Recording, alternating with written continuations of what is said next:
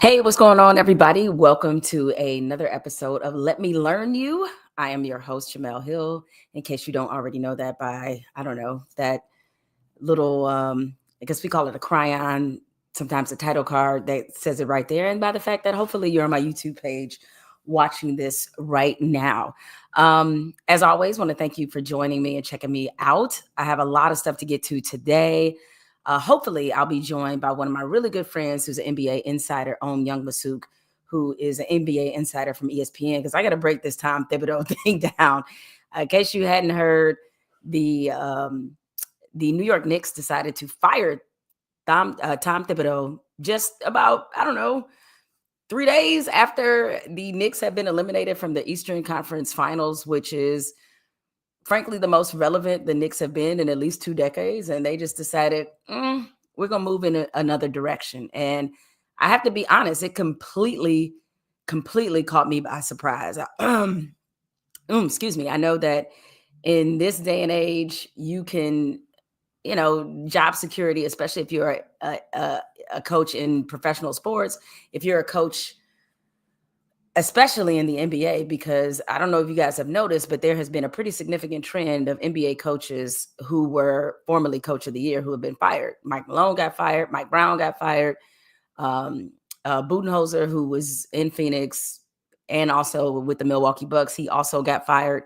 So to see this happen again to another coach who was coach of the year, I guess when you consider the trend, you can't be too surprised. But maybe if this would have been a situation where the Knicks, that they made the Eastern Conference Finals, say 2 or 3 years ago, and maybe they were trending downward or they had just kind of flatlined, you could probably say, okay, I can kind of see this coming. But I think to some degree, they overachieved this season.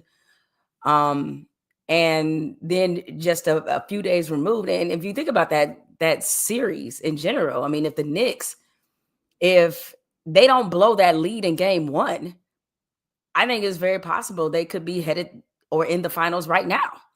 And so to see New York say, you know what, we need to pivot and go to another direction, I think is extremely surprising. So hopefully my boy Ohm will be able to join me. He hit me up not too long ago and said he was on the trail as a reporter, like he was hunting for some information. So who knows? Maybe he can break a little news. But anyway, I want to get into the Knicks stuff, maybe just some general thoughts on these NBA finals, which start tomorrow, being Thursday, between the Knicks and the Pacers. And before I let you guys go, new segment alert. I'm always good for a new segment. It's called 5 Things You Need to Know. Since the title of this show is called Let Me Learn You, I'm hoping it was a title that I chose because it's a double-edged sword. It's like I'm trying to inform and teach you, educate you on some things, give you my perspective, but I also want to be educated and learn from you. So it's like, let me learn you. This is a two-way street. But there are some things that I've seen across social media in our news cycle that I feel like require some facts, require some depth and some perspective. So I've singled out 5 things you need to know as we are in the mid part of this week. So, and as always, I encourage your questions, your comments, all of those things. So make sure you light up the chat as we continue, our discussion for the next hour. So again, hopefully I will be joined by my boy, Ohm Youngmisuk, so that we can get heavier into what the hell the Knicks decided to do. But that being said, let me start with, my thoughts just quickly on New York Knicks. I know I gave you a few, but listen, here's the thing. I compare this to, I don't know if you guys have heard this theory, the 80-20 rule in relationships. And essentially what this rule is, and y'all can correct me if I'm getting it wrong, but just to understand the gist of the rule is that you get 80% of what you need in a relationship, right? In good relationships, presumably. And then there's this 20% that people are kind of unsatisfied with. And a lot of people wind up losing the 80% over the 20% because they are thinking about, okay, yeah, they're, like in my case as a woman, you could be like, oh, they're a good man. They pay the bills. They listen, they do that. But, I don't like the fact that he didn't check his mama enough when it comes to our relationship. Or I don't like the fact that, he's messy and leaves his clothes all over the floor and, isn't as tidy as I would like. Or I don't like the fact that,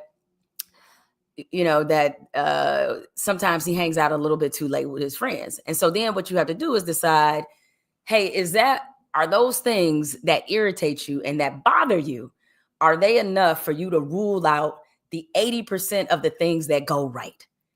And so that is what the Knicks, it feels like they had reached that crossword with Tom Thibodeau and deciding that, like, okay, listen, we have I think I saw a stat, it was on ESPN. And Tom Thibodeau had already won 24 playoff games, okay? And I think combined, like the last 7 Knicks coaches had won less than 10 games. I want to say it was like 5 or 6 playoff games, right? So you've won 24 with this coach. You've reached the Eastern Conference Finals. This is the deepest you've been in the playoffs in a quarter century, all right? And you decide, like, based off what you saw, hey, this isn't the direction that we want to go in. Now, listen, I love an aggressive owner, but James Dolan, the owner of the Knicks, also has a reputation for making rash, not well thought out decisions. He ain't been the greatest owner. And in fact, I'm being kind by saying that. It's like he has been somebody who generally has made a lot of poor decisions and has not always proven to be a great leader. And the thing is, the way things are set up now with the Knicks, if you get rid of somebody who just took you to the Eastern Conference Finals, who, despite the way the series ended, they were in this Eastern Conference Finals against the Pacers. It wasn't like they were getting blown out every game. They just didn't have, personally, I think it was more of a personnel issue. Look, I know people are always on Thibs' ass because he does play his starters a lot of minutes. But I also look at the Knicks from a depth standpoint and say, okay, what were his real counter punches that he had to combat the fact that the Pacers are an up-tempo team? They are deep. They love to run. Like, what were some of the things that he could have done to offset, having some of those kind of matchup issues that he had and to negate the kind of strength that the Pacers had when it came to their bench? So part of it to me was a personnel issue, even though, again, I understand that a lot of the Knicks fans, and to some degree, I think you could pick this up from the players who were a little bit frustrated that at times they felt like they were playing too many minutes. And so, I get it. They were looking at his coaching style, looking at the modern NBA and how teams are winning. And they wondered, is this somebody that we can have in this position that will get us over the hump so that we can get to the finals and potentially win a championship? Was Thibodeau that guy? I think there is a question mark about whether or not he was, but this still feels like it was too soon to me, that they should have given this one more year, one more season to see where this goes. And now the next thing that you have to look at and be realistic about is how much pressure this puts on the next coach. Because your benchmark is now, with the group that we have, we know we can get, or we have enough talent to get to the Eastern Conference Finals, very least. And if not, again, for some different, situations, if not for blowing that big lead in game 1, maybe we even have a finals caliber team when you look at the East and how there's not a lot of separation, I think, among the teams. People came into this season, of course, Boston having been the defending NBA champions, people were looking at Boston as being the team to beat. And we saw what happened against the Knicks. So Boston looks very vulnerable. And coming into next season, I wonder how they're going to be able to keep this same Boston team in place. In fact, financially, it's basically impossible for them to do this. Right now, the Boston Celtics payroll is $197 million. They have $197 million sunk into like 5 players. The problem with that is that luxury tax bill is due. And so if they keep the roster as currently constructed, you combine that with the luxury tax bill, the Boston Celtics will be looking at an overall total, between the luxury tax and the salaries, a combined bill of over $500 million. They just got new ownership. They just bought this franchise for $6.1 billion. First bill they pay is going to be $526 million. Hell no. I doubt it. I mean, I know these people are rich, but if you followed how this sale progressed, then you would also know it took hella financing for them to buy that $6.1 billion, which is the biggest price tag of any professional sports franchise that we've seen. So they're not eagerly going to want to pay that kind of money. So you look at Boston. Boston's not going to be in this same position that they are right now. And then also Jason Tatum's injury. So Boston, vulnerable. Boston, certainly not a threat, I think, to win the East that they were this season. Then you look at Cleveland. Cleveland seems to be a really good regular season team. Is Cleveland a team that can produce in the playoffs? So far, the answer is no, despite whatever their regular season looks like. So then that's another one. And then now you have Indiana, you have Milwaukee, but not really, because we know Giannis wants out of Milwaukee. You have my squad, you have Detroit. We on the rise, we up and coming. There's still a couple of decisions that we have to make. We have to decide, what are we going to do about Hardaway? We got Jaden Ivey coming off an injury. Whole point is this: you have a cluster of teams in the Eastern Conference, despite Indiana's success this year, where if you're the Knicks, you're feeling like, I like where we're at. I like our chances. And so maybe this was not the best time for them to throw Tom Thibodeau overboard, because of all the teams I mentioned that were in the playoffs, the Knicks are on more solid footing than anybody else. And so now you're not. Now you need a coach. Now you need a coach to come in, be a different voice. You're going to get a new philosophy, a new way of a new offensive scheme. Like, all those things are going to get something new. And I know I've seen Dan Hurley's name floated. This would be a very bold move to make, just to go and hire a college coach. No disrespect. Jay Wright heard his name too, because of his, obvious experience having coached Jalen Brunson and the Villanova guys. Jay Wright, not interested. And then you have some seasoned coaches that are on the market. Mike Brown, Mike Malone. You also have Jeff Van Gundy. Obviously somebody who is still very, still has a lot of cachet among Knicks fans. And he's been an assistant in Houston, and we see what Houston has done. Does Van Gundy have a desire to come back? The whole point is that I hope if you pull off this kind of move, you better have somebody in mind that can outperform what Tom Thibodeau just did. And so there's so much about the blueprint of this situation that seems like the Knicks have set themselves up to fail. And they've set the next coach up to fail because of this.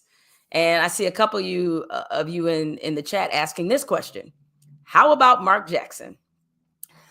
I know there's always been a lot of conjecture and speculation about why Mark Jackson, after things ended for him in Golden State, why hasn't he gotten another opportunity? Yeah, I've heard some speculation, none to me that's worth repeating. And when Ohm joins, hopefully Ohm can maybe shed some light on that. But there is some parts of you that's got to be a little weary and say, or a little leery, not weary, a little leery, and think to yourself, well, why is why is everybody avoiding Mark Jackson, or why hasn't he gotten another job? Maybe at some point it becomes a little bit self-fulfilling because you see that nobody else is touching him, and you don't want to be the person, you don't want to be the franchise and the organization to step out there and give Mark Jackson an opportunity when you're not completely clear about why other franchises aren't giving him an opportunity, right? So there's a lot of names and a lot of possibilities, but we have to pay attention now to how the NBA has changed and how people are winning now.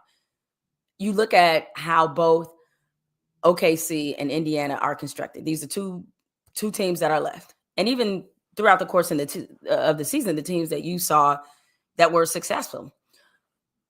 Oklahoma City has the best player that will be playing in the finals. They have SGA. But they have depth. They have a guy like Alex Caruso who has deep playoff experience and won a ring. They have a lot of very talented players. They were able to kind of groom this team and grow this team, starting with SGA, who they traded for. And, that reminds me, speaking of that, the most important player in the NBA Finals is not actually somebody who will play in the NBA Finals. The most important player is Paul George. So, I mean, Paul George, Indiana trading him and OKC trading him are the reasons that both these teams are in the position that they are to be in the NBA Finals. When Indiana traded him and to OKC and got picks, those picks combined with some trades, because Victor Oladipo also played a role in this, because the Pacers, they got Oladipo and Domantas Sabonis in that trade. And Sabonis, as we know, became an all-star in Indiana, and then he's had a good career in Sacramento, but the Pacers wound up trading Sabonis to Sacramento to get Tyrese Halliburton. And SGA was sitting there in the Clippers uniform, and the Clippers were just thinking, when they traded with OKC to get Paul George, that they wanted a Batman Robin or a Batman 1 and a Batman 2 type of situation with Kawhi Leonard and Paul George. So that's what they were thinking. And they wind up trading the future MVP who was sitting on their roster, and that's SGA. So both of these teams, thank you, Paul George, because you built two championship franchises with your tradability. But nevertheless, so I think and listen, I don't want people to think that Tom Thibodeau was some kind of perfect coach. I mean, he wasn't. Like, he had his flaws. My question is, was this the right time to do this? Especially given what you just accomplished. How confident are you, if you're a Knicks fan, that they will be able to get someone right now that will be able to get them over this proverbial hump? And it just seems that this group deserved another year. And I know a lot of Knicks fans are a little torn about it because, again, I heard you all complaining quite a bit about not just Thibs in the playoffs, but like throughout the season. So again, I'm not going to act like he's without flaws, but this feels a little bit like that 80-20 rule. All right, enough of me babbling, because my friend and, he's been a terrific NBA reporter and insider for many years. He also, roots are in New York. He's covered the New York teams. He knows the Knicks especially well since he covered them.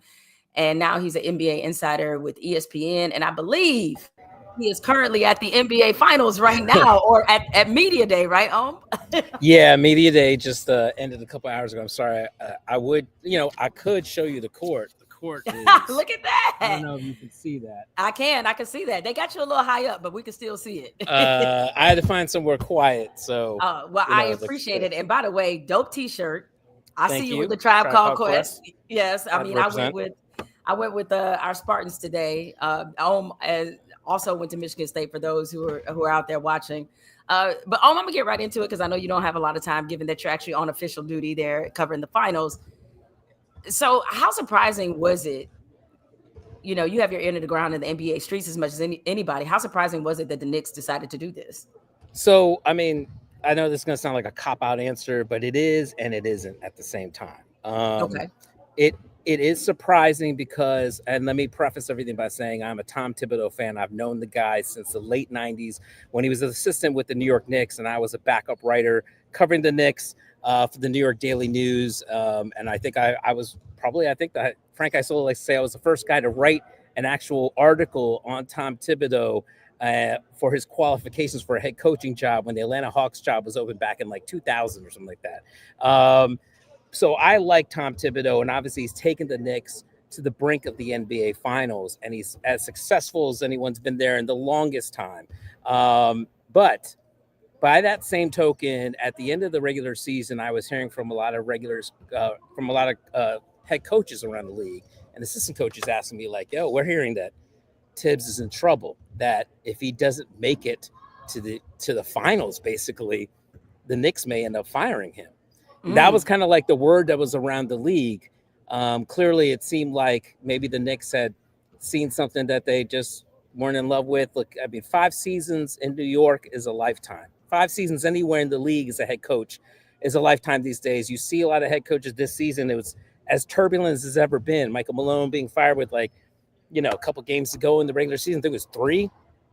Taylor Jenkins obviously being fired after having Memphis in the top 3 or whatever it was in the West. So the Knicks probably looked at this like, we are this close to the NBA Finals. We felt like we should have been in the NBA Finals. Obviously, they were up in game 1. Had they won that game 1 and not had that collapse, who knows? Maybe we're looking at the New York Knicks here in Oklahoma City rather than Indiana. So I think they probably think like, look, we probably need a different voice and also better offensive scheme.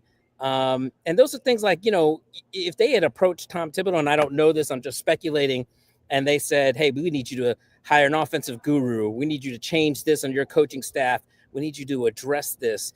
Tom Thibodeau is, and rightfully so, because he's won a lot, is probably stubborn in his beliefs of how he feels he should operate. And for a guy that just got into the Eastern Conference Finals, he probably thinks there doesn't need to be massive changes. But this is something that another reason why this is not as surprising is because the Knicks sometimes tend to do this from time to time, under James Dolan's regime. And as much as maybe there's reports out there that says James Dolan wasn't involved, if you look at the history of the Knicks, there's always been stunning or shocking moves like this at times. So I think like the Knicks, they feel like they're very close, probably. They feel like they should have been there, probably. Next year, the East looks like it could be even more open because of Boston and what's happening over there. We don't know what's going to happen with Giannis, where he's going to move. Who knows what's going to happen with the Philadelphia 76ers? They were obviously a catastrophe this year. And the West is only getting stronger, so the Knicks probably feel like, hey, this might be the time to make a move if we're really going to go and try and win a championship. It's interesting, because everything you just said, I think could also be used as a reason for why they could have kept Thibodeau, to say like, hey, we were maybe one blown game 1 away from taking control of the series at the very least. Maybe they ultimately lose, but at least how they lose looks a lot differently. Or as I pointed out, even before you came on with me, is that the way the East looks next year, Boston, we don't know what they're going to be. Milwaukee, I don't know if we know they're going to lose Giannis. We don't, we're going to say they take a step down. Cleveland so far has only proven to be a good regular season team and not really necessarily built for the playoffs. Of course, you got the Pistons in the conversations, but they still feel like they're about a player away. So you could easily argue at the same time, like maybe we keep Tibbs, run it back, and then see what happens. And I guess looking to your point, how James Dolan has often made rash decisions. Usually when he does, they do not work out. So with that being said, given what's at stake, and now because if you're the Knicks, you just got to the Eastern Conference Finals. How much pressure is on whoever becomes the next Knicks head coach? I was just talking to one head coach on the phone just a few minutes ago, and that's something we discussed, that whoever goes in there and becomes the next head coach is in an immediate pressure cooker. And that you could say for any time of joining the New York Knicks. It doesn't matter if they have a roster ready to contend or not. You're in a pressure cooker when you're in New York, and it's New York Knicks, and it's Madison Square Garden, and it's James Dolan. But now, for a team that feels like they are this close to a championship, that probably feels they should be in the NBA Finals, you have a fan base now that has come back to life, that is in this more than ever. You have a roster that is built to contend. Perhaps they need to make a couple more tweaks here and there to really take that next step. I think the Knicks could still use another star to help alleviate the scoring burden on Brunson.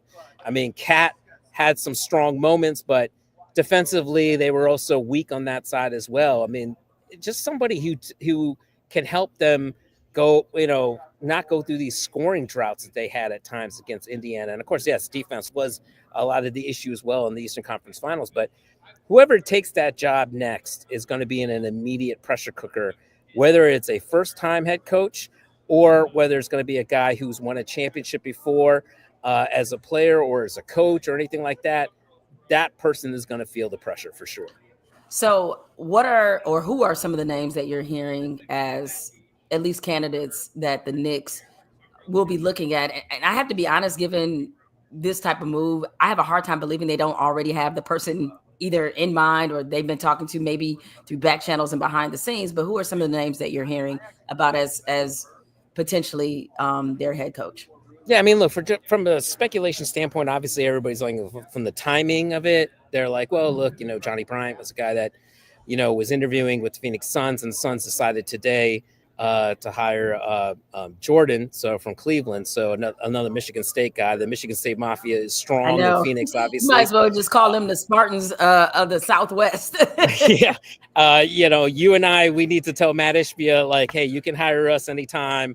We'll come in and work with the Michigan State Mafia in Phoenix. But no, I mean, like, obviously, the Knicks obviously have a history with him and they know him, but he's a first-time head coach. So that would be difficult, to come in. It's not saying that it hasn't been done before, but that would be difficult. And then you got, obviously Jay Wright is a name that's always been linked to them because of the Villanova connection. But everything you see is like, well, would he really want to come coach the NBA? And he's got a good life right now. You know what I mean? So then, around the league, obviously Michael Malone is a guy. He's a New York guy. His father was an assistant coach with the Knicks. He comes from the Jeff Van Gundy tree. Perhaps so that might be a lot very similar to Thibodeau, a guy who coaches his way. Obviously, he has championship pedigree. He won with the Nuggets. Very outspoken. He certainly would be a brash voice that I think the Knicks fan base would like a lot. But certainly, if you're looking to hire somebody a little different than Thibodeau, then I don't know if Malone's the way you go. I'm not sure about that. So, and then we'll have to see what other coaches become available, because it's a high profile job. It's Madison Square Garden. It's the Knicks. Obviously whoever comes in, they know that, you may not last that first contract, the life of that first contract, just because of the way it is in New York, the way it is with Dolan.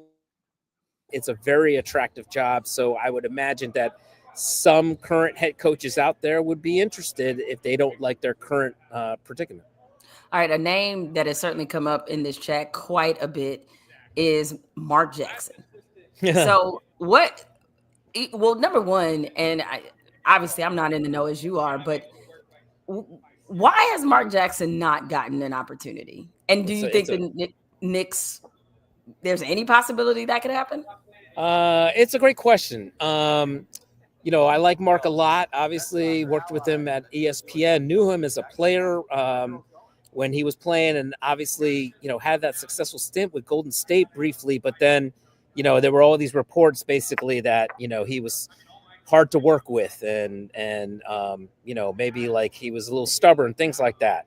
I'm sure Mark Jackson has learned from his mistakes, but man, there clearly is a reason why there's been a lot of these openings and nobody seems to go Mark Jackson's way, which, I like Mark a lot. So I would be a little surprised by that. Obviously, Mark, though, has the New York pedigree.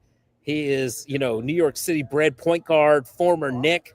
So that I'd be a little surprised, I think. I would imagine, that is that the kind of move that would go over well with Knicks fans? Not I think that Knicks that should be fans. the reason you should do I it, but think I'm Knicks just fans curious. like Mark Jackson.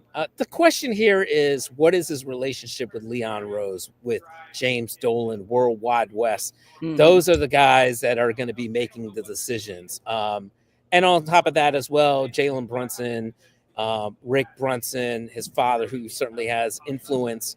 Those are all the things that, somebody's going to have to check the box. And also, if you're trying to win a championship, you want a guy that's kind of hopefully been coaching more recently and has been in the thick of it, and also knows how they adapt to today's game. I think that's something that you see right now in the NBA, like with the way Oklahoma City, the way Indiana is. You need to be able to adapt to what you're facing.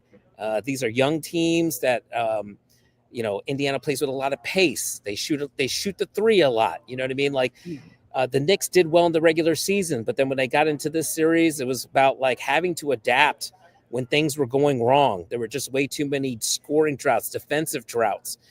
Those are probably things that I think this current Knick regime is probably looking at in their next coach. Just to turn the page from the Knicks, since you're there at the finals, I'd be remiss if I just didn't ask you a couple of finals questions before I got you out of here. One thing I Yeah. noticed about OKC and Indiana is that personnel might not be the same. I think Oklahoma City's personnel is better than Indianapolis, not by not by a lot, but by enough. And but these are teams built very similarly. They got their main guy, a superstar, and then they have a lot of depth. They got some players that have some championship or deep playoff experience, and it's sort of like the sum of many versus what we're accustomed to seeing in the NBA. I think we're mostly accustomed to seeing a lot of dynasties, a lot of teams that go on runs, and I'm thinking that day is kind of over. And these teams, OKC and Indiana, I'd love to hear your perspective. Are they do is the way that they're winning, does that represent the new way that you win in the NBA now? You know that like GMs around the league like to look and see what is working, and then they'll look at OKC and they see. I think the one common bond you see at OKC and Indiana, these rosters, is it really feels like everybody likes each other on the roster and that they play well together and they're genuinely friends. Like, I'm actually working on this story that's a totally off the court story for ESPN about like fashion and basically like what do players do with their outfits after they worn them once. Like I would watch James Harden walk in with like all these Gucci duffel bags, and I started thinking like, where do these duffel bags go? Because I never see them again. And like, can he give me one of them? Like, like he's got, Hey, or does he like save them in like his attic or whatever? He's hey, the attic they full of might like. have that stuff on Rent the Runway, man. Who knows? So, I ended up talking to Tyrese Halliburton and Shea for the story. And Tyrese Halliburton, by the way, he says that sometimes he has like an anonymous account. And he'll sell some of his stuff on Grail. But like Shea and J Dub and Chet, they get along so well. And it's like Shea told me today, I was like, hey, does it ever get competitive between you guys of what fit you guys wear and things like that? And he goes, no. He's like, I kind of look at them, and he meant this in the most positive way. I kind of look at them as like my fashion children, like he helped raise them. And I remember I told J Dub that, and J Dub's like, he said that, but like I think they all like it's all in fun, and I think they genuinely like each other. And I think when you look at Oklahoma City, yes, there's talent. Yes, they are historically great defensively. Yes, you've brought in some pieces, Caruso, Hartenstein, that can try to help you get to that next level, but these guys have played together. They like each other. They're there to support each other, as opposed to say a big three that was formed together by trades, right? That doesn't. It's starting to die out. The big three era. With that being said, I still think like had Golden State stayed healthy and Steph was healthy, and the way Jimmy Butler was playing before he got hurt, maybe they could have given Oklahoma City a run. And look, we don't know what would have happened in Game 7 had Aaron Gordon stayed healthy. If Aaron Gordon was healthy, perhaps the Denver Nuggets are here with Nikola Jokic instead. But the fact that OKC won that game, they got through it. And you can see them getting stronger and stronger together. I think if you're another general manager looking, obviously you don't want to go through the painful process that Oklahoma City had to go through in losing a ton of games to get to this point. But you can see how there isn't a ton of like superstar power. It's like more like these guys, the right pieces fit. they're young, they're athletic, they play defense, they can score, they have upside, and they all like each other. And they play a certain pace, or in Indiana, they play a certain tempo and pace. And Halliburton is making it all work. Those are the things. And also, all these contracts, for the most part, are not exorbitant. So, like, when you're trying to avoid, the dreaded second apron, you look at the LA Clippers, for example, a team that I cover a lot. They had to basically just, let Paul George go and basically to say, we're just going to stay competitive for the next 2 years until we can get another young superstar. Teams are always looking now how to build because of that second apron and what to do. And I think they see two teams like that. But with that being said, Jemele, look, a year ago, we were talking about how dominant Boston was and that we could be looking at a dynasty. And now we're talking about Boston being dismantled because, Tatum's hurt and there's exorbitant contracts and they have new ownership. So things change. Yeah, I mean, what you brought up about the second apron, and for those who are out there watching, is that this is a new wrinkle in the current CBA where that luxury tax bill is no joke. And essentially, what has happened because of the CBA is going to be so much harder for teams to keep together those kind of super teams that were starting to become part of the norm of the NBA. Yeah. And listen, the 76ers had trust the process. I say now trust trading Paul George, because that is clearly how you get to the finals. That's my guy. I covered him in LA. So he takes a lot of heat. I understand that. And so it obviously wasn't a great season, but yeah, I mean, look, the second apron, for those that don't understand this, it's not just about like how much money and tax you have to pay. They have put in like rules and laws that if you do decide to get to that second apron and how long you stay in the second apron, they're going to make it really hard for you to build that roster up. They penalize you like draft picks, first round picks. They start taking away what you're able to give to other players, things of that nature. So like it scared a lot of teams off, like the LA Clippers, because it was designed basically to stop teams like the Clippers and the Golden State Warriors from spending all this money, and the richest owners don't care about the luxury tax. Yeah, pretty much. All right, final question. The odds, the betting odds, they say that, this is not going to be much of a series from, you've covered these teams, you've seen these teams up close. What's your expectation for what kind of series we're about to see? It could be a quick series if Indiana doesn't steal game one. I feel like Indiana's got to come in and steal game one. They got to steal one of these two games in Oklahoma City to have a chance. And game one is probably their best chance because Oklahoma City's been off for a little bit. And then there's this feel-out process in the NBA Finals. Remember, OKC has never been on this stage. Obviously, a lot of the guys in Indiana, except for Pascal Siakam and Rick Carlisle, has been on this stage. But, Mark Dagnall hasn't been here before. So, like, Rick Carlisle, he's going to have to cook up whatever he cooked up with that 2011 Mavericks team or whatever it was that beat LeBron and the Heat. Yeah. That is like one coach I talked to today was like, yeah, Carlisle's going to have to do a lot of those same things, really try to win like he did with that Mavericks team. And to me, it would be coming into OKC and shocking them in game one. And now we have a series. But they got to also figure out a way to stop OKC for going on these runs, whether they start off the game hot or the third quarter where they kind of take over things. It's got to be like a fourth quarter game where things are tight, where OKC is kind of feeling a little bit pressure because they've never been on the stage before, and maybe Indiana can get hot because Indiana is hot right now. They're a hot team that came out of the East, and they probably have built this belief up. So they probably think they can come in and they see that everybody's hyping up OKC. Everybody was hyping up the Knicks before. They're probably just like, hey, we're the underdog and we're going to try and shock the world. All right. Well, Ohm, thank you so much for joining me here on Let Me Learn You. Real quick, since you got on the Tribe t-shirt, favorite Tribe album? Man. God, Low End Theory, I would probably say. I mean, there's only really two choices, either Low End Theory or Electric Relaxation. Those are really those are your two choices. But the ongoing argument between you and I, which will live forever as our personal R&B feud, is that I will still stand by forever that the first Jodeci album is the best one, not the second one. You know what? Up until this point, this has been a really peaceful interview, Ohm, and you reminded me of that. Their Diary of a Mad Band is their best album. Listen, I tell you this all the time, that R&B, slow jams especially, took a turn from the late 80s to the mid 90s, okay? Late 80s, early 90s was about like romance. It was about feel good, like romance and slow jams. And then all of a sudden it took this turn with Jodeci on that second album where everything became freaky. Okay. But it was, but see, Jodeci compared to what we saw later on was tastefully freaky. Okay. Because like, if they were tastefully freaky, they were. Look. You're talking to somebody that okay. My blood is Thai American, Spartan Green, and then Babyface L.A. Reid and Jimmy Jam and Terry Lewis. Okay, so I've come from that Babyface Jimmy Jam era where everything was about romance. Okay, not freaky Jodeci second album. Listen, My Heart Belongs to You is a love song. Okay, that is not a freaky song. That is on Diary of a Mad Band. All right, it's like that is, you know, yes, they do have some songs that ratchet it up, like, you know, Let's Be Alone and that kind of thing, but generally a lot of their songs still follow that romance, just a little bit more edge. Listen, I know you're a Boys to Men guy, I got you, I understand, but like, you know, just a little polite raunch. There's nothing wrong with some polite raunch. Okay, just polite raunch.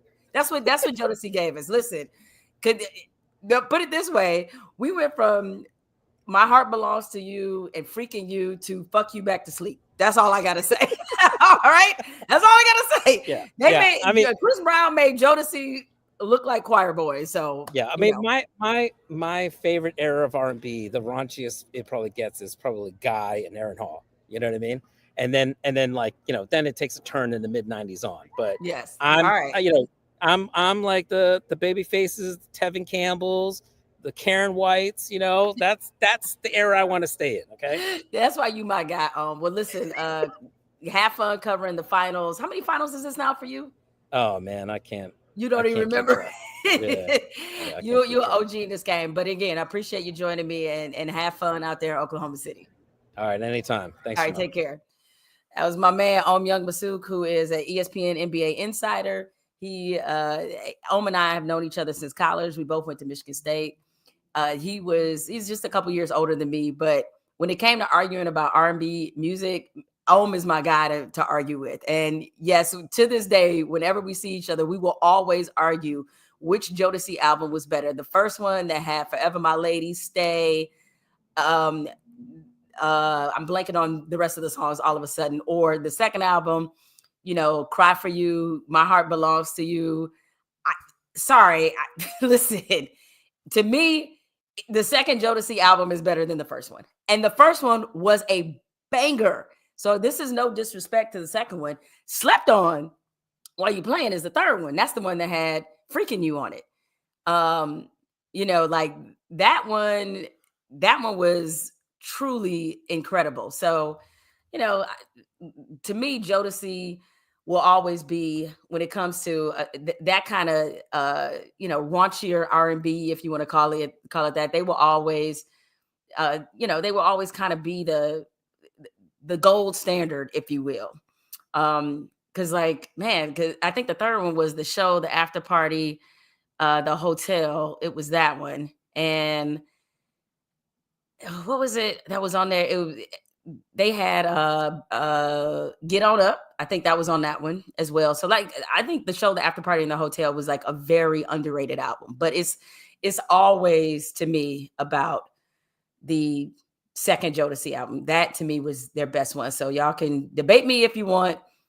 Doesn't matter. My opinion is my opinion. Argue with your auntie with the sliding wig. All good.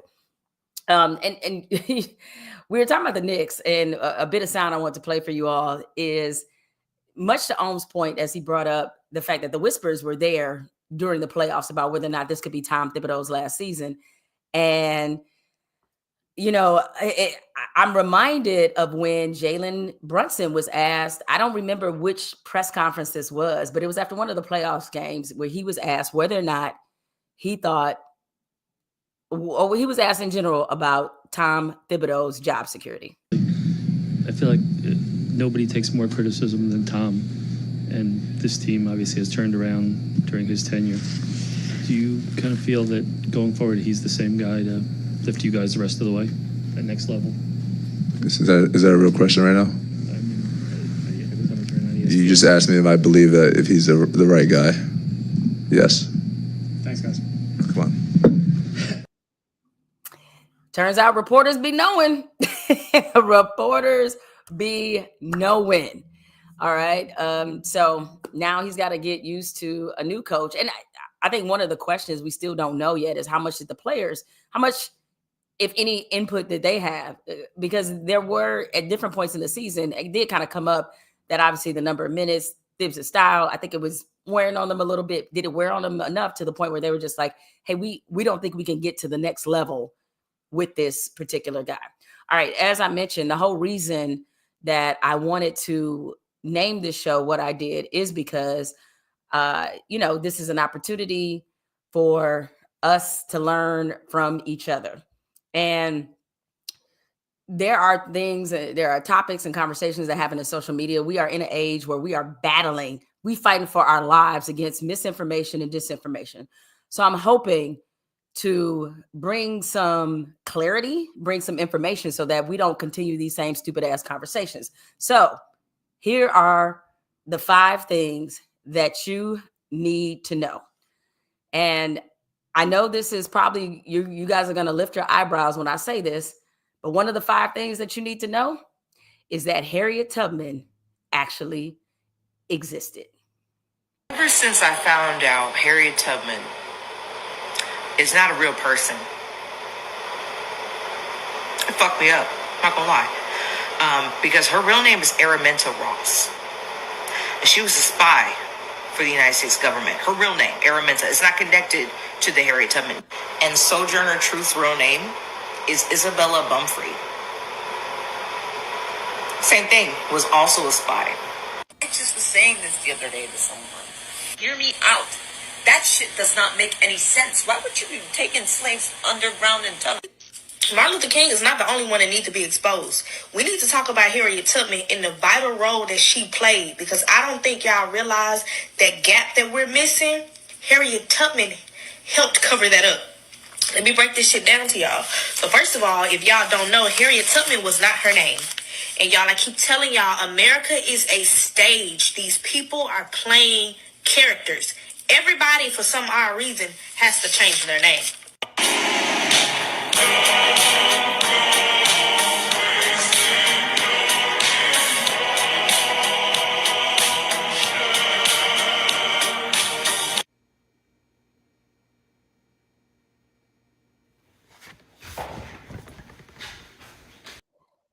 And that right there at the end is exactly how I feel about it. Is that I would have, when I saw that on TikTok, so just so you guys are aware, just to explain, there is a stupid ass trend going around on TikTok where you have people who are denying the existence of Harriet Tubman. What's amazing to me is that we live in a time where we are in the greatest technology era of our time. We have more access to information than we ever have in the history of humankind. And yet we insist on being dumb. We insist into leaning into anti-intellectualism. We insist on making sure that we are as vulnerable as possible to misinformation, disinformation, and just flat out stupidity. All right? There is a reason, and this is constantly proven every day, every minute of the day. There's a reason reading and comprehension were 2 different subjects in school, that you were graded differently for both. See, all those people you just saw in that video, and you know what, let me just say real quick, originally, my plan was to come in here and just to be a little more even-keeled and even-tempered about it, because I do realize that there are some people who do not know some things. And sometimes when you're yelling at them and saying you too stupid and calling them names, it doesn't encourage them to actually learn anything. It doesn't give them the environment to be like, hey, I don't know this. It doesn't give them that place to do that. But no, damn all that. There are certain basics that we need to know and accept. One of them is that Harriet Tubman is a real person. And the problem is that because we are in this chapter in American history where we're leaning so heavily into learning on our own, into Googling, I would say Google it, but I'm afraid to tell y'all to Google it because a lot of y'all Googling the shit you already believe. And I promise you, the dumbest thought you could possibly have, if you put that into Google, it's going to be some fool out there that will support it. So let me say this for the cheap seats, the cheapest of seats, for the nosebleeds out there. Yes, it is true. Harriet Tubman is not her birth name. This is something that I think I learned in third or fourth grade. I honestly, no, it is not. Tubman is her married name. Harriet is her mother's name. You know what a lot of enslaved people did once they were free? And Harriet Tubman did this. They changed their names. Okay, so that's why it's a different name. And then for these people on TikTok to actually try to act like Harriet Tubman is a op, I guess they don't understand that when she served as a spy for the government, she was serving as a spy for Team Free the Slaves. That would be the soldiers up north. That would be the Union soldiers. That's who she was a spy for, because she was about that freedom life.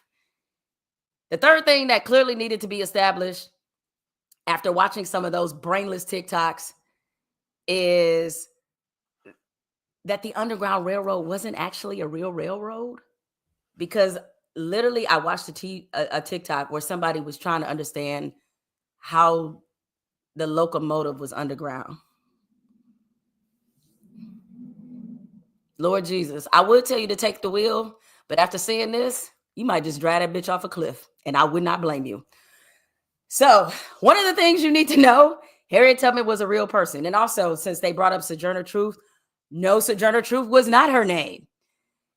That was not her birth name.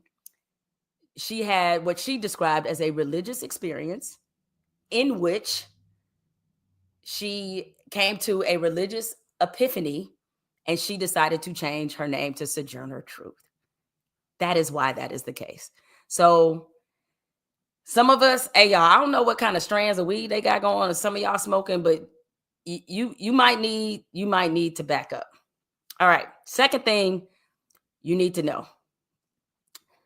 Fellas, it is in no way gay to get your prostate checked. First off, you're like the prostate. Your G-spot is in your ass. I'm not doing all that. I ain't even got that done yet. And I need to You ain't got it done yet? Well, you're about the age where you should be having it done because you need to get your you need to get your prostate. I'm gonna go ahead and y'all take me out. I'm good. I'm good on getting that test. No. I'm good. I'm not getting that test. You need to be healthy. I'm good. Paul, you about that age. I'm not getting that test. We're not gonna do that. Nah, fuck that. Paul, I don't often disagree with you, but you should definitely consider it. Thank you. You should consider it. I lived a good life, you know what I'm saying? I'm good. Fellas, it's not gay to get your prostate checked. I mean, you would think that this would be basic, and I hate it. Like, I know Paul Pierce. I like Paul Pierce, but this is where information and how you approach something gets really, really dangerous. The rate in which prostate cancer impacts Black men is significantly higher than the rest of the population. One of the reasons is because of, unfortunately, and I'm not saying it's the main reason, but one of the reasons is because of what he just said. So by you giving platform to that kind of ignorance / homophobia, there's a lot of Black men who watch you, who look up to you, and you have just reaffirmed what is a silly position. The fact is, men, you have to get your prostate checked. Part of the reason, the best thing you could do when it comes to, fighting or recognizing cancer is early detection. Number one thing you could do. And so for him to be in his position and have his stature and to basically signal to other Black men, hey, yo, you get your prostate checked, that means something. It's like, hey, man, it reminds me of some of these inane conversations that I see about,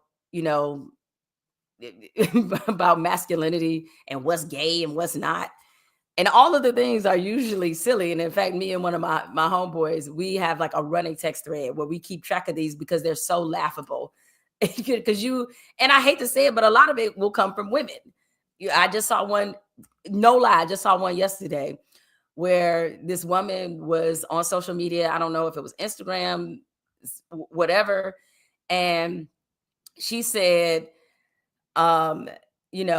it's suspect if a man is in the car with his boy in the passenger side and he falls asleep. I mean, y'all can't even sleep. I feel bad for men because y'all are constantly being told what's gay and what's not gay. I mean, as if there's some kind of uniform definition. It's like, y'all can't even fall asleep in the same car. I saw another one a long time ago where somebody tweeted that it's gay if a man ordered dessert. And my homeboy, who we always texting about these, laughing our ass off because they're so silly. He like, well, call me the Saucy Santana a cheesecake then. It's like, y'all can't even order dessert. Like, what? Whew. So fellas, especially black men, get your prostate checked. It is vitally important that you do this. All right. Third thing you need to know. Divorce is not a financial come up for the majority of women. Now, I'm just trying to give you facts. I ain't trying to hurt no feelings. So this is the reason I brought this up. This tweet went viral. As you see, 4.9 million views. This woman asked, if married men are so miserable, why do they stay married, especially if there's no benefits for them?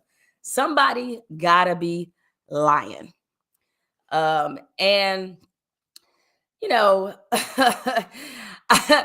in the comments, there was a lot of men who were saying, hey, this, marriage benefits women. And the reason why a lot of guys won't get married is because, they're worried about losing their money in a divorce. That, for marriage is a bigger benefit for women because of the potentially, if they leave, they could leave off better financially. So now I realize that a lot of times when we have personal anecdotes, that doesn't mean that they're necessarily the rule. It could mean that they're just an outlier. An outlier. So let me give you a personal anecdote and then also give you some information. All right. So I talked before, y'all know I grew up in Detroit. And as I often say, I'm from the West Side, real hood, not the rap hood. And my mother, I witnessed her go through her divorce, her first marriage. And as a result of that first marriage, my mother had to file for bankruptcy. Our house got foreclosed on. We had to move into a 1-bedroom apartment, me and my mom, because she was divorced, and her ex-husband, he moved back to his home state, which was Indiana. And it leveled her financially. I've spent a lot of my childhood on welfare.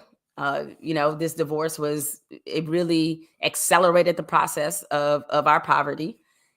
Again, it ruined her.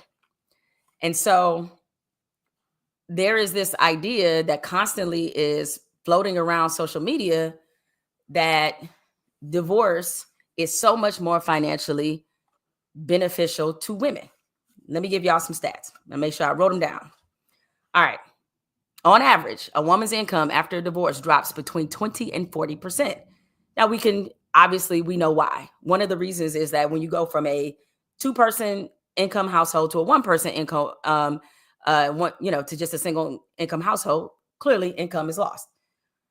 The other reason that women tend to lose out financially in a divorce is because of the raising children and the child care responsibilities, typically, since most women assume custody or at least joint custody of the children, but they wind up being the primary caregiver because typically the children live with them. All of a sudden, they also wind up assuming a lot of the child care responsibilities, which also is very costly. Like all the parents know that a lot of, that child care game ain't no joke. I got friends that are paying like $1,500 a week on child care. I was like, golly, for one child, like you don't get a discount. Women also typically lose their health care because a lot of times they might have been on their husband's health care. They might lose their health care as well. And with the child care too, they also wind up having to take off many more days from work. because they are the custodial parent. Another thing is that now in this economy, 40% of American families, the women are the primary breadwinners. So that also is an issue. And despite all these men claiming that, well, women get alimony, of all the divorces, only in 10% of the cases is somebody receiving alimony. 10%, specifically women are only receiving alimony. So all these men who usually complaining about protecting their pockets ain't got it like that. The majority of divorces in this country, the majority of people file no-fault divorces. And if you know anything about what that means you basically splitting everything evenly. More than a few of my homegirls have gone through divorce. And one in particular, I remember when her and her husband got divorced, they had to split everything evenly. So she had to split her 401k with him. They had to split all investment accounts. They had to split all their bank accounts. They sold their house and they evenly split all the proceeds to the house. So the reason is so they realize that since that's how it works for most people, y'all got to stop taking celebrities' romantic relationships and thinking that they apply to you. They do not. They dealing with a different tax bracket. You could perhaps say this about a woman who marries a very rich man and is able to, walk away with millions of dollars because it's not a prenup, or they have set a certain amount that she will get when there is a prenup if they divorce. But the average American, that's not their divorce situation. The average American usually is not bringing a whole bunch of assets into the marriage. At the most, you might have a house. And in most cases, people decide that they are going to just sell the house, split the proceeds. It's 50-50. So there's not one check being written. There's two checks being written. Her to him and him to her. They splitting it all evenly. And these days, I have a couple other friends who have gone through divorces, and in both cases, they had to cut the check because they earned more money than their husbands.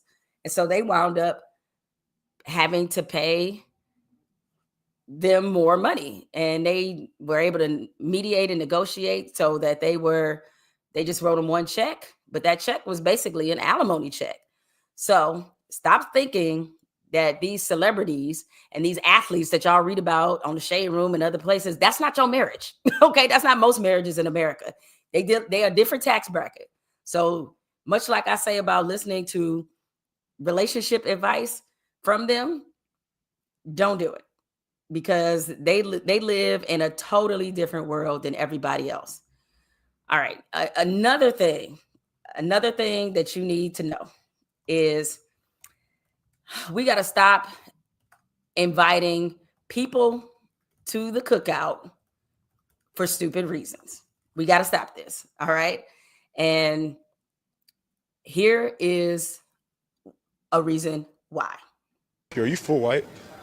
I'm Norwegian, and then I have a little bit of Portuguese in me. Okay, I feel like you're a little spicy white. I don't know. Yeah, I can't tell what it is. You got the chains. I grew up with a lot of ghetto-ness in my life. Yeah. So, I got a little bit of hood to me, but I also got some country to me too. Got a little nigga in him. Yeah, he's a little spicy white. I don't know what it is, but what you talking about? New York got a nigga. Oh, people. All right, so that was Amon St. Brown, with the Detroit Lions wide receiver Cam Scatterbo, who is now in the Giants. I don't know if you guys saw him play in college. He is an incredible player to watch. Incredible. I watched him at Arizona State. He's now with the Giants. He was in that conversation with them. And, even though there wasn't an explicit cookout invitation, I just use that just as a general kind of metaphor. But because my man said that he grew up around a lot of ghetto-ness, I don't even know what that means. Ghetto-ness is not limited to Black people. It's not something, it's a certain type of behavior. So I wasn't really clear on what he was saying exactly. I mean, clearly he has been influenced in some ways by Black culture. And I also I'm gonna keep it a buck. I was mad uncomfortable with them dropping the N-word around him, mad uncomfortable, and calling him that. It's just like, based off what? Just because he hung around black people? And what does that mean? And so what I find that happens, and you know, jokingly, I've certainly been guilty of saying it before, so I'm not throwing a rock from a glass house, but anytime somebody white identifies with some part of our culture or appreciates some part of our culture, consumes some part of our culture, we get to thinking that means they should be out at the cookout. You know how I judge who should be at the cookout? It's not because, and it's so funny, when I was in college, when I went to Michigan State and I was a writer for our college newspaper, the State News, I actually wrote a column about this, because this is in, you know, the early 90s, because I'm 7,000 years old. And one thing that I often saw was, you know, realized the Chronic, Snoop Dogg, Pop, Biggie, whole lot of big time hip hop artists were out during that time. I was in college when all that came out. And of course, there was a lot of white people who consumed that kind of music. They singing Gin and Juice just as loudly as I am, right? All cool. It's all good. We in college, we having fun. But a lot of them, because they got a little too comfortable. And I don't even mean with how they were singing the song. I mean, just got a little too comfortable. I think y'all know what I mean by that. Thinking that they had some kind of pass in our community that, to me, they did not have. And there were some white folks that thought just because they know a whole, you know, they know the Doggy Style album front to back and back to front, that thinks that gives them some kind of window insight or some kind of authority within Black culture. And it does not. I'm not impressed that you know Snoop Dogg's album. I'm more impressed if you've read Maya Angelou or James Baldwin. I'm more impressed about that. Like, what can you tell me about Malcolm X? What do you know about, do you know a Martin Luther King Jr. speech other than I Have a Dream? Forget about, do you even know I Have a Dream as a whole speech? Do you know more than a sentence of I Have a Dream? Because to me, that's the important part about learning about Black identity and culture. The important part is learning about what we've been through, who we are, and connecting all those different dots to today. Do you know that the Underground Railroad was not actually a railroad that was underground? Okay, then. Can you tell me what Harriet Tubman did? What do you know? Like, knowing the pop culture stuff don't mean shit to me. I don't care about that.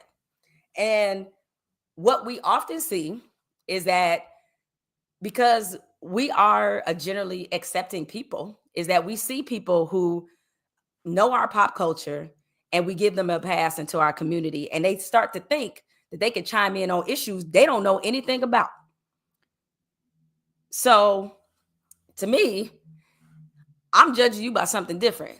Where were you during the George Floyd protest? What's your thoughts on Breonna Taylor and Ahmaud Arbery and Sandra Bland? What do you think about police violence against Black people? See, I'm gonna judge you based off that. I frankly don't. I don't give a damn how many rap albums you know, or how many rappers you know, or that you got a fade just like some of the brothers in the community. I don't care. What do you know about us and our struggle? I don't care that you like greens. I don't care if you like potato salad. Don't mean nothing to me. Those are not things that get you to the cookout. What gets you to the cookout is allyship. Real allyship, meaning you willing to lay it on the line. That you acting like you got some skin in the game.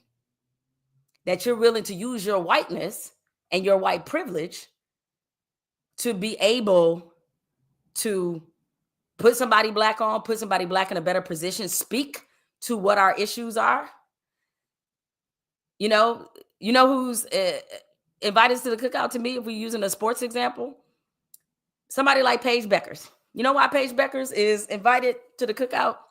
It's because Paige Beckers, when she received the award, I think, for Best Female Athlete a few years ago, while she was still at UConn, because she was National Player of the Year as a freshman, when she got on the SB stage, and the first thing she did was give credit to Black women whose shoulders she was standing on top of, who did not receive the same amount of credit, who were not put in the position that she was put in, and she acknowledged that. That to me is allyship. Paige, you can bring some red Solo cups to the cookout. I mean, I'm just saying, that's the things that should get you to the cookout. You care about your growing up around ghetto-ness? All right, so because the moment something happens where we need your voice and you decide then in that moment that you want to side with a different group of people, that's why I don't care about how many rap songs that you know. So again, we need to be far more strict about those cookout invitations. All right, people, those are the things that you need to know for this week. And I got 2 recommendations before I end this live. I watch a lot of, I watch a good amount of TV and film. I like to keep up with stuff. So my recommendation, this is what I do recommend. Sirens on Netflix. I'm all in. I watched a few episodes. It's funny. It's smart. It's what I jokingly call this. It's good white mess. Just good old white mess. White people acting crazy over here. That's why I thought about Succession. That's why it's one of my favorite shows. Like, woo, these white people they got on here is crazy, So I highly recommend Sirens. It's funny. It's well done. I'm blanking on her name, but she was in the Game of Thrones spinoff, and she's starring in this. Juliette Moore, who I've respected and loved her for a long time. So I highly recommend you watch Sirens on Netflix. Speaking of white mess, this is what I don't recommend. Mountainhead on HBO. So I watched Mountainhead. Stars Steve Carell, a few other folks whose names I can't quite remember. And so, I get what they were trying to do. They were trying to give you Succession, but tech bros. Like that was like kind of like the whole point of this. It's like, we're gonna give you Succession, but tech bros. And it was, the thing is like in Succession, for example, there's not a lot of redeemable characters in Succession, if you've seen it, right? Not at all. But yet and still, even the ones that are kind of unredeemable, there's a part of you that like roots for them. So it's just like, okay, I can deal with the fact that you are generally a terrible human being, but there's something about you that's like, that I can understand why you think the way that you do. Like, I love Logan Roy on Succession. Was he, or Rupert Murdoch, if you will. So, I understand that you need to have these characters that are complex, that you need to kind of hate a little bit, but also kind of weirdly root for at the same time. And I thought Succession did a great balance with that. Like, as much as I couldn't stand Kendall at various points, who was played by Kendall Roy, who was played by Jeremy Strong. There are certain points where I was like, he kind of got a point there. Shiv was my girl. Loved Roman. Mostly because he was comic relief, and so they gave you something. The problem with Mountainhead is that they give you nothing. In fact, you're like 10 minutes into this and you wish the aliens kind of fired a missile off at them and just blew them all up, because there's nothing about them that's likable. There's nothing about them that's redeemable. Even in their complexity, there's no humanity. And to some degree, maybe that was part of the whole point of it, was that they wanted you, because they were trying to build a world of these tech bros who think they're the smartest person in the room. They do completely immoral things. They try to run the world, and they, so I get like the archetype they were going for. They're like, let us give you the young versions of like a Elon Musk, and like I kind of got what they were going for. And so I'm not saying that I was going into it expecting to love some of these characters, but I at least thought that I would see enough of a little bit of humanity to where I'm like, okay, I'm in it. I got about 15 minutes in, and I was just like, I would love to turn this shit off, but I'm invested now. So I stayed with it. I do not recommend this, but if you want, this is like a great value version of Succession, but with tech bros. So depends on how you feel about that. Anywho, well, listen, guys, that is going to wrap it up for me for this week. I want to thank y'all for hanging out with me this week on Let Me Learn You. Remember what I said about the things we learn as we go forward here. Harriet Tubman was real. Black men, get your prostate checked. Women don't come up in divorce unless you married Bill Gates and you Mackenzie Gates right now and you are trying to save the world with all of his money. So remember the lessons from this week. Again, thank you all for joining me, and I will see y'all next Wednesday, same time. Might have a special interview coming up. Oh, and speaking of interviews, real quick, let me plug a couple of things. One, make sure you subscribe, tell a friend, bring a friend next week. Also, a new episode of Politics, my Sports and Politics podcast, drops tomorrow. My guest is Candace Parker. It's a great interview. Candace is amazing. And I guess I should have put this in my recommendations. I'm an avid book reader. I highly recommend you read Candace Parker's book, The Can-Do Mindset. It's amazing. She is radically transparent in this. About her time in the league, about how she developed this championship mindset, because Candace has won at every level, high school, college, the WNBA. She's won multiple championships with multiple franchises. She's still the only player in WNBA history to be Rookie of the Year and MVP in the same season. So, and now she's entering this new phase, almost 2 years from being retired. She's the president of women's basketball for Adidas, an incredible broadcast career in the making. Her and I have a great conversation. And maybe my favorite question that I asked her, I played start, bench, cut with Candace. And this was about Tennessee legends. I said, all right, you, Shamiqua Holdsclaw, Tamika Catchings, start, bench, cut. You will love to hear her answer. So anyway, that episode is dropping tomorrow on Politics. So make sure you check that out. And again, make sure you hit subscribe to this YouTube page. I want to keep it going. And maybe like sometime this summer, as I said, I'm probably going to add more days to this, but we're just seeing how things go. But anyway, I'll see y'all next Wednesday. Y'all be easy. Thank you for joining me on Let Me Learn You.